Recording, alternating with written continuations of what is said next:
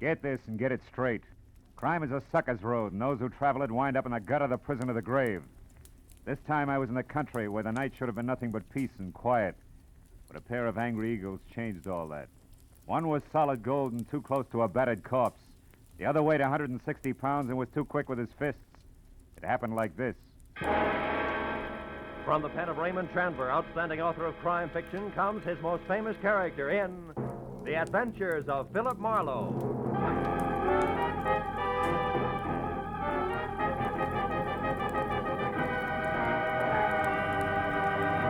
Now, with Gerald Mohr, starred as Philip Marlowe, we bring you tonight's exciting story, The Angry Eagle.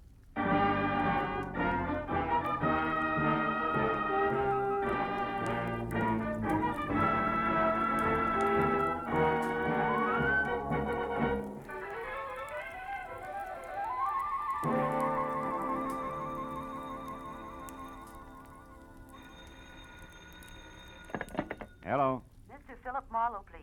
Clover Lake, California calling. This is Marlowe. One moment, sir. Go ahead on your call to Los Angeles, please. Hello, Marlowe. Babe Durney. Remember me, light heavy contender in 39? Oh, yeah, sure. I remember you. Good. You still have that bar in Southgate? No, I'm back in the game. Ah. Trainer this time for a welterweight that's good. His name's Danny Eagle, and he's another Barney Russ, believe me. No kidding. Yeah, but he's in trouble. Come on out, will you, Phil? Clover Lake's only 20 miles. You can be here by 6. It's just outside of Malibu, up on the hill. Well, what's your boy's trouble, babe? Plenty. And it could end up being his life.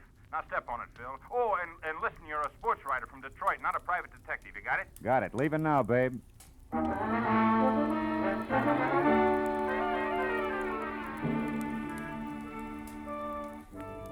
was an hour's drive to Malibu Beach in a film colony where the convertibles outnumbered the hardtops 5-1. And another 30 minutes up into the mountains along a steep spiral of macadam which at every turn made more of the Pacific below and less of Malibu. Until finally I was at the top. To my right, there was a dirt road which a freshly painted sign said led to Clover Lake Training Camp, private. Raleigh Lance, owner. I drove on into what turned out to be a converted summer hotel marked office. A couple of buildings that had been stables and maybe 24 cabins spread out over a sloping green acre that led to a cliff's edge and the lake some 100 feet below. When I pulled in and parked in a gravel semicircle which was close to a roofed-over boxing ring where a lot of muscles in sweatpants was making a punching bag sound like a machine gun, I saw Babe Durney coming toward me in ducks and white T-shirt with an angry fighting eagle as in Danny on it. He was more bay window and less hair than last time, but still the same quick smile under a nose that spread over half his face and an extended hand that could have passed for a catcher's mitt. Hiya, Phil. Glad you didn't take any longer. Things are worse. Oh? Danny got canned an hour ago, and he's burning up. Told Lance and his wife where they both could go, and I think he's going to personally see to it that they get there. Now, wait a minute. Who's this Lance? Oh, Raleigh Lance. He runs this place, Marlowe. Yeah. Strictly the big-time, big-shot manager. His seat at the fights has to be A1. His license plate the lowest number he can get. Yeah, half-pint and French cuffs and built-up heels. He's got 10 fighters here. Danny's one. And the wife? Oh, yeah. Myra. A lot of curves, a lot of war paint, and never enough clothes on. Know what you mean. Yeah, well, also not much to keep her busy, and Lance hasn't got time to run around down in Malibu. Which means sheep's eyes at the boys, huh? Yeah, Danny Eagle included. Not that the kid ever did anything about it, mind you. Figured she was just being friendly. Come on, let's move on down by the lake like I was just showing you around. Hey, Jersey. Yeah? You can quit now. Do a mile in the shower. Okay, Big. See you later. Anyhow, Phil, this morning, Lance and the missus had a beef when the big shot got mad, read Meyer off, and called Danny and tried the same thing on him. Didn't take, huh? Nah, so the boss canned him. Kid went back to his cabin and started kicking the fixtures around. That's when I called you. He's got a lot of temper, Phil. Yeah, but what do you want me to do? Help me get him out of here before he tangles with Lance. He said he wasn't going to get off the ground till things were squared away, and he... Oh, hold it. What now? Over there near the edge of the cliff. Friend of Lance's, just weatherwax. Well, that old man? Yeah, hayseed to look at or listen to, but he owns about every piece of land around here. Uh-huh. Rich, retired, and has just learned about prize fighters. Calls them gladiators. Also, he's got a mud fence-faced daughter he's real anxious to pass off. Yeah, also he's coming this way. Oh, hello there, son. Yeah, don't encourage gab. It's his specialty. Well, Dave, my boy, what shape are you in tonight? Oh, well, not quite fighting trim, Mr. Weatherwax. I was just showing Mr. Marlowe here around the grounds. He's the sports writer. Sports rider. Yeah. Well, glad to make your acquaintance, Mr. Marlowe. Thank you. Yes, sir. When I think about what I've missed all these years not following the ring... Mr. Weathermarks, excuse me, but we're in a hurry. I want Mr. Marlowe to see the lake before it's dark. We'll see you at dinner or up at the lodge later, huh? Yes. I look forward to that. Goodbye. Yeah, bye, sir. The original windbag. Yeah. But, Marlowe, like I was saying, I gotta have your help. Yeah, but what can I do now? The kid's through, babe. Sure, but look, Phil, I know other managers. I also know the makings of a champ when I see him, and Danny Eagle's got the stuff. And? Okay, I like him. Ah. Phil, you gotta get next to Lance. If he thinks you're doing a feature on him, he'll be your best friend in a couple of hours. A little Napoleon. Uh-huh, and when I'm buddy-buddy, I steer him away from ordering his muscle man to play pretzel with Danny while you're trying to get him out of here, is that it? That's right. I already planted that you're coming up here, so all you got is... Hey, look. Huh? Up at the lodge on the porch there. That's him and Myra going in the office. My cue. Mm-hmm. Okay, but first tell me one thing, babe. Does Danny know about me? No. He'd turn against me if he did. He likes to settle his stuff his own way. That's why you gotta get to Lance. In or out of the ring, it still takes two to make a fight, Phil. Yeah. All right, babe. I'll do my best. Yeah, Philip Marlowe, Detroit Daily News. Wonder if there is such a paper. No, it doesn't sound too bad. Listen, Myra, I don't want any more trouble with you. I'm fed up. Oh, You're fine. fed up. You? Well, that's funny. You drag me up here and Shut expect up. me to... And try real hard to understand this. I dropped 10 grand, 10,000 berries last night on that punk Steve Rocker. I'm not very happy. So you want a fighter who stinks. What's that got to do with me? I don't know. But if you'd let him alone, he wouldn't have looked so tired in there. Of all the cheap cracks you've ever made, that's about the... The what? Go on, say it. You never flirted. You never played up to it. You were only being friendly. Go on, spit it out, why don't you? Don't think I won't. When we're alone. Oh. Excuse me, I didn't mean to eavesdrop. I was looking for Mr. Lance. Raleigh Lance? That's me. What do you want? My name's Philip Marlowe, Detroit Daily News, Mr. Lance. Oh. Yes. Come in, Mr. Marlowe. Oh. There was a note here on my desk. Should expect you for an interview. Glad to see you. Oh, thank you. I don't believe I've, My wife, Mr. Marlowe, Mrs. Lance. How do you do? Hello. From, Detroit, you said? Yeah. How are things at the Beaver Club? That's quite a spot, I hear. Oh, yeah, quite. I used to go with a reporter there. He told me about some wild parties at their press club. Busy Beaver Nights, they used to call them. Yes, busy beaver night. Lots of fun. Mm-hmm. I'll bet. Myra, Mr. Marlowe and I'd like to talk a while, so, So I'll be running along. It was a pleasure, Mr. Marlowe. Thank you. Goodbye, Raleigh. I'll see you later. Yeah. Well, Mr. Marlowe, have a chair. Have a drink? Yeah, I will, thanks. It's quite a spot you have here, Mr. Lance. Make it Raleigh, fella. All right. Yeah, it's okay. But you're not up here to write about a training camp, are you? Of course, I know background counts, but, well, like this drink, the soda helps, too. But the scotch is the thing, huh? Health? Same. Yeah, you're right about that scotch. Mr. Lance? What is it, Kelly? I'm busy now. What's about Danny Eagle? Did you give him his walking papers? No, Big Turney stopped me, Mr. Lance. Said he'd give Danny the word himself that he could handle him. That fat tug! Who does he think he is? Well, he said he just didn't want trouble, Mr. Lance. Besides, he said Danny was taking a walk. Yeah? Well, I'm going to give him the air, too. I've got enough enemies without some lousy trainer who's on my own payroll.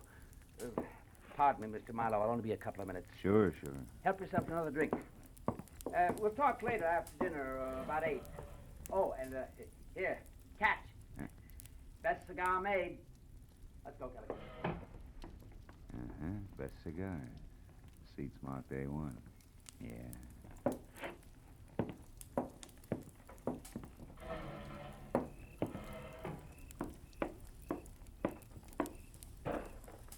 Hey. Huh?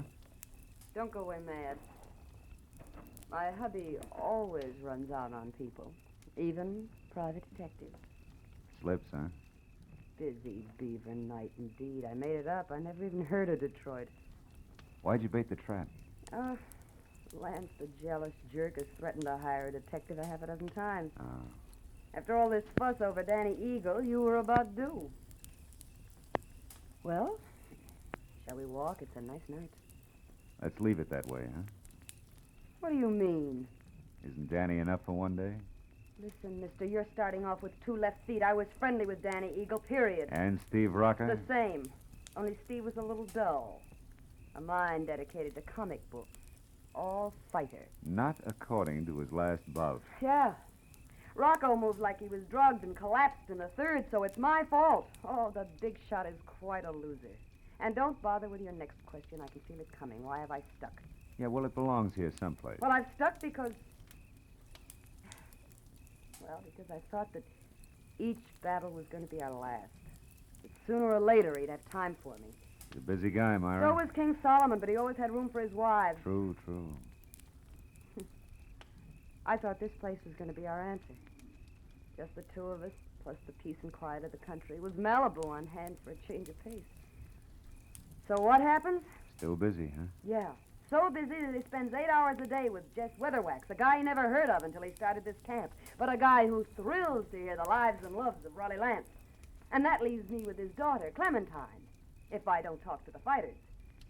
Clementine, whose shoes are number 9, with an IQ to match. Good night. Wait a minute, Myra. Where you going? Going as far as my cabin and an old-fashioned cry. Or maybe just an old-fashioned, I don't know which. Good night.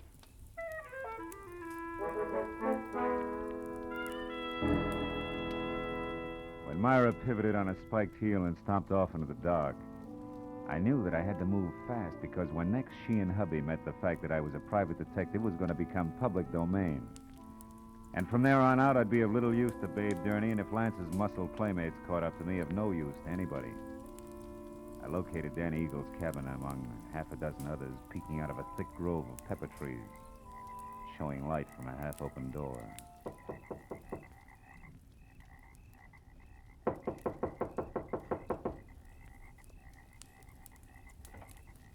Hey, anybody home?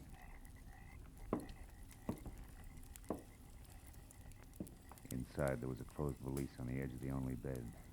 And on the dresser, some money, a package of lemon lifesavers, and a tie clasp. A gold one with a gold angry eagle on it that said Danny was still around. Then he got to talk for himself. I think you're in the wrong cabin, mister. I haven't vacated yet. Well, don't you think it'd be easy all the way around if you did, Danny? Right now, I'm not looking for the easy way, mister. I've been walking and thinking about that. That and a pair of people I don't like. A pair I want to square myself with. Mr. and Mrs. Raleigh Lance. Oh!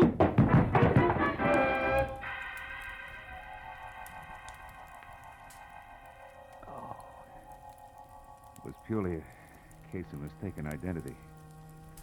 But it served as a reminder that it still took 2 to make a fight. And that the only chance I had left was to get next to Raleigh Lance and keep him away from Danny Eagle. I spent a half hour going from the lodge to Lance's empty cabin, to the dining room, and every other place where I thought he might be. But finally, I remembered Jess Weatherwax, the one-man fan club whom I located back up at the office. Oh, hello there, son. He was peeling off his coat and getting ready for canasta with something uncombed and built like a length of pipe. Who had to be daughter Clementine. What can I do for you, son? Mr. Weatherwax, have you seen Lance? Why, no, Mr. Marlowe. We just came in. You deal, dearest. Is it important? Very. Daddy. Oh, excuse me, child. Mr. Marlowe, my daughter, Clementine. How do you do? Very fine, thank you. Mr. Marlowe, Daddy told... Hey, Marlowe, is that you in there? Oh, it's Babe Durney. Yeah, excuse me.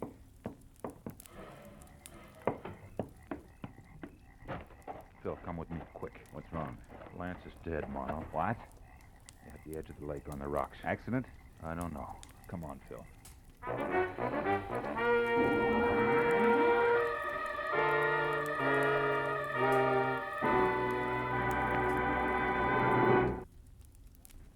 In just a moment, the second act of Philip Marlowe. But first, the confusion created by Gracie Allen has never been more clearly, more hilariously defined than it will be this Wednesday night when a writer for a national magazine comes to interview her. For the writer also meets some of Gracie's friends who present highly conflicting stories which Gracie does not untangle. It's another merry, mad mix-up which could come only from George Burns and Gracie Allen. So be listening this Wednesday on most of these same CBS stations. Now with our star, Gerald Mohr, the second act of Philip Marlowe, and tonight's story, The Angry Eagle.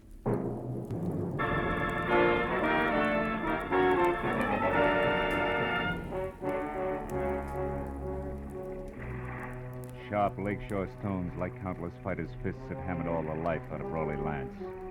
And as we stared down at him, the circle of light from the electric lantern in Babe Gurney's hand began to dance over the corpse. I took the lantern, turned him away from the twisted body at his feet, and sent him back up the path to camp. Find a phone and quietly call the police. After that, I took another quick look at all that was left of the little big shot. I went up the path myself and got as far as the jagged hole in the rail where Lance had gone through. I had just enough time to see a few things before I was met by Myra. Just like she'd been before, except for a handful of nervous fingers that just couldn't leave her neckline alone. I saw Babe. He told me about Raleigh. Is it true? Yeah, it's true, all right. Your husband's dead. Babe just left, so you must have been on your way here when you ran into him. How come? I had a date to meet my husband. For a chat. Why here? He didn't strike me as being the romantic type. He wasn't. Neither was he the type to talk where he could be overheard. Especially when he was cornered. What do you mean? I put Raleigh's back against the wall tonight. I finally got hold of a way to make that inflated ego turn loose, his favorite trinket. Meaning you? Yes. Marlowe, about an hour ago, I found out that Raleigh was crooked. Fixed fights? Yeah. When I left you, I went to our cabin for a drink. But the liquor was all gone. Lance kept spare bottles in the back of his closet, so I went to look. Found what? A briefcase. It wasn't Raleigh's, so I opened it. There was $35,000 in it. And a note congratulating him on his coaching of Steve Rocca. Rocca was drugged in that last fight, Marlowe. Raleigh sold him out, and I can prove it. Oh. That's what you two were going to hash out over here, huh? The price of your silence, which was divorce. And no strings. He told me he wanted to think, then he was going to give me his answer, but now... it's all unnecessary. You're so right. Myra, come here. I want to show you something. See? Here on the ground. What do you... No, I don't see anything. Somebody put up quite an argument right here before Lance went through the railing. Oh, yeah. Yes. And here's something else. What's that, Marlowe? A gold tie clasp, baby, with an eagle on it. Danny? Yeah, Danny Eagle. This changes things plenty, huh? Danny? I can't believe Danny would murder Raleigh. Well, you better start believing it and get back to your cabin and stay there with the doors and windows locked. You think he might go for me You next? were half the beef. Now that he's gone this far, chances are good he's got something nice thought up for you, too. Unless I'm making the king-size mistake and you and Danny turn out to be a team. Are you crazy? It could figure both ways, baby. So I'll keep it in mind until I get something more to do with it. Meanwhile, like I said, take care of yourself. I dropped the tie clasp into my pocket and then started looking for its owner, who could be number one candidate for a noose. I decided to try Danny's cabin first, but when I got there, it was dark, with everything just as I'd left it. Until I'd turned to go. Someone was framed in the doorway. It was the gentleman farmer and novice fight fan, Jess Weatherwax. You're looking for something special, are you, Mr. Marlowe? Yeah, as a matter of fact, I am. I figured you would be, what with being a reporter, because I know there's been some kind of a ruckus here tonight. How did you know there was trouble here? Well, I happened to be passing by a certain phone a few minutes ago, and I heard that trainer, Babe Gurney, calling the police. Oh. Okay, as long as you know that much, you may as well know the rest. Somebody shoved the boss of this place out through a railing into 100 feet of thin air. He's dead. Well, Lance murdered? By one of his own men? Oh, no, I don't believe it. He's a good manager. His boys loved him, every one of them. You should be so loved, especially by a guy like Danny. Danny Eagle? None other. And that's only half of it. Your good manager, Mr. Lance, was a fight fixer. One who'd even drug his own stable to be sure it'd lose. He was as crooked as a hyena's back leg. He prearranged boxing fights? That's putting it mildly. His own wife, Myra, pinned that on him just tonight. She didn't go into detail. She didn't have to. She had enough proof to make it stick because she was getting a divorce on the strength of it. Oh, I find it mighty hard to believe all this, Mr. Marlowe. And here's something else. I'm not a reporter. I'm a private detective. You're a private detective? Yeah, called in by Babe Gurney because he was worried. Now I am. Anyway, here's what I'm getting at. If you're really sincere about liking your violence according to Marquis of Queensberry rules, you can do me a big favor. What can I do? Keep an eye on Myra Lance for me. Yes. I left her in the cottage. Dan Eagle may be only half finished with what he started. I'll do my best. You can count on that, sir. Okay, I'm going up to the office at the lodge now and find out if anyone saw Danny leave the grounds. I'll see you.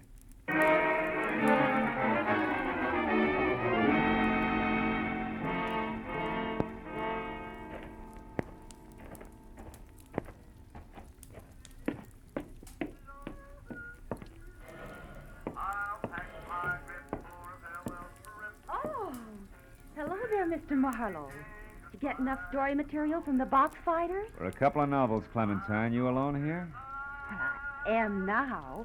My daddy and I were playing canasta, but he left a while back. Went off without his coat, too, see? I know. You've been here in the office ever since, huh? Why, yes. Why? Well, maybe you can help me. Did you... Gladly. But you've just got to help me first, Mr. Marlowe. Have you got a cigarette paper? A cigarette paper? You know, the makers. I'm Oh. trying to roll me a cigarette, ran out of mine. I found my daddy's tobacco, and then I absolutely emptied his coat pockets here looking for a paper, but there wasn't any. You wouldn't happen to No, have it. no, I'm afraid not, Clementine. Here, have one of mine. In fact, have two. Oh. Now, my question. Did you happen to see Danny Eagle go out the... Go out? Out the what, Mr. Marlowe? Huh? Oh, never mind. Listen, Clementine, did this thing come out of your daddy's coat pocket, too? That old ticket stuff? Yeah. Out of that little pocket in the big one on the right side, it was... Well, Mr. Marlowe, what's wrong? I don't know. But I better find out right now.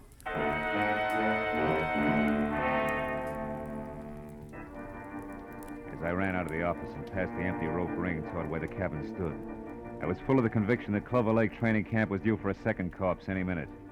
Only this time I knew that some fast adjectives I myself had tossed off and not a hot-headed fighter were playing cause and effect.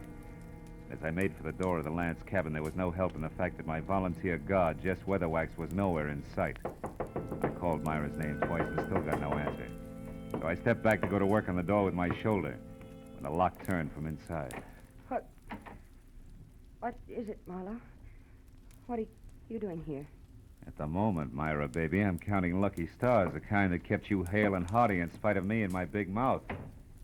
I'm afraid I don't know what you mean. I mean, I almost spilled all, including the clincher, which was where you could be located. All this, mind you, to the guy who no doubt was in it with Lance right up to his Adam's apple. The fact that you're still breathing means that he must have given up and beat it because as a topper, I sent him here to guard you. Say, what's the matter? Aren't you even curious? Why, yes, sure, of course. So am I, Marlowe. Don't move. Oh, no. You have a talent for stupid audacity, young man. Myra's still breathing because up to the point where you knocked on this door, she still didn't realize my connection. But when you showed up, I couldn't take a chance. I was forced to bring this gun into things and wait behind the door. Now, obviously, you both know. And I was so relieved you still had strength enough to open the door, Myra. I stepped in chin first and was happy about it. Well, I was afraid to warn you. Well, it's your move, Weatherwax. What'll it be? I have no choice. What? You'll have a lot of bodies to crawl out from under, Buster. Well, it won't be too hard. Dan is already framed for Raleigh's murder. Framed by whom? By Raleigh Lance himself. Oh, such a simple little plan. I worked it out as I worked out everything else around here. Just for the record, how was it supposed to go? Once Myra knew about Raleigh, she became dangerous to me. She had to be killed. So I told him how to set up the whole thing. You know, you're really enjoying yourself, aren't you? Frankly, no. Or I just don't intend to take the rap for my late partner's stupid clumsiness. Oh, but this has gone far enough. Oh, no, it ain't. Dave, look out, he's got a gun! Duck, Myra! Yeah, boy, Bill. He lost his gun. And I still got a good right hand. My boy ain't gonna be framed for nothing. Dave, stop it. I'm gonna fix this guy good. Lay off, Dave, will you? Lay off! Lay off, I tell you! Lay off!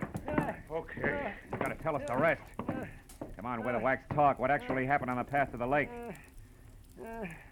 Well? Lance set up a frame on Danny as I told him to by planting that eagle tie clasp at the weak spot in the rail. And then he made a lot of marks on the path, like there'd been a fight. Go ahead. And after that, he went over to kick the rail loose. He tripped and he fell. All because of those shoes of his with the hard, slick soles and built-up heels. Silly little man.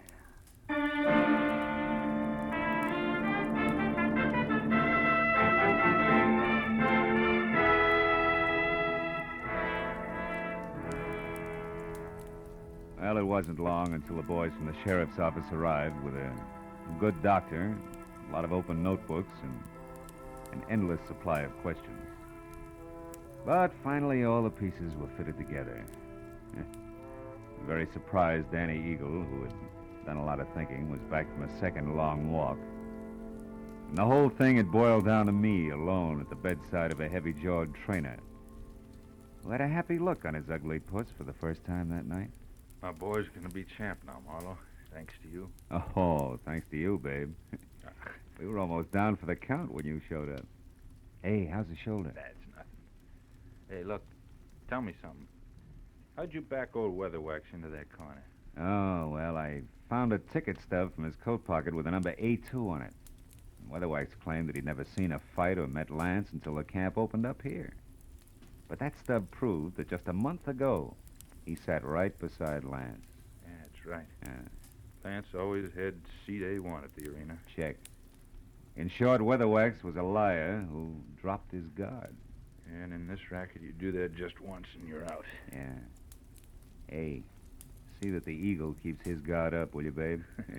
I'm going to be betting on him from now on. Don't give it another thought. Good night, Phil. And I didn't give it another thought. Neither did I think about an arrogant little guy whose phony heels and twisted mind had dumped him into his own trap. Or about a fat gambler who traded in perverted victories and rotten, hopeless defeats. Instead, I thought about the sun coming up over the hills. And a nice big platter with a ham omelet on it. And then a good, solid 8 hours sleep. Nothing else. You know, sometimes I think I have no soul.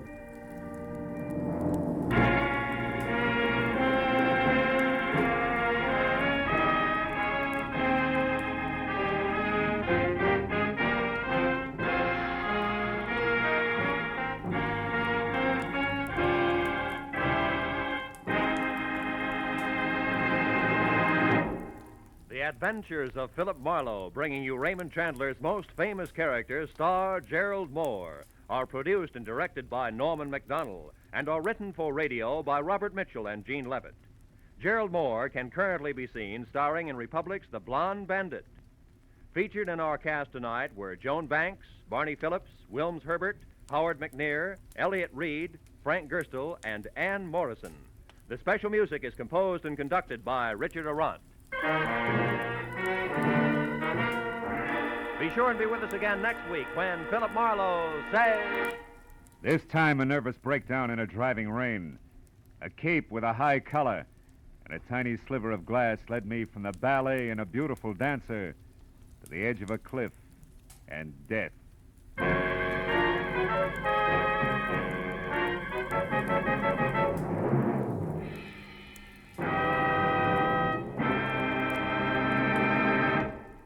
A few months ago, our newspapers and magazines were full of articles and pictures showing the progress we've made during the first half of the 20th century.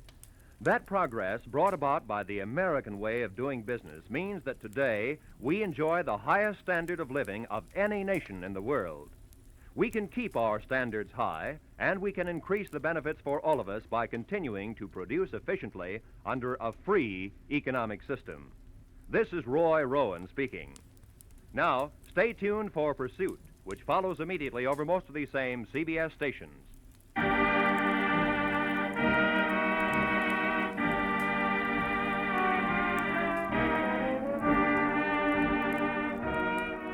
This is CBS, where Burns and Allen are heard every Wednesday night, the Columbia Broadcasting System.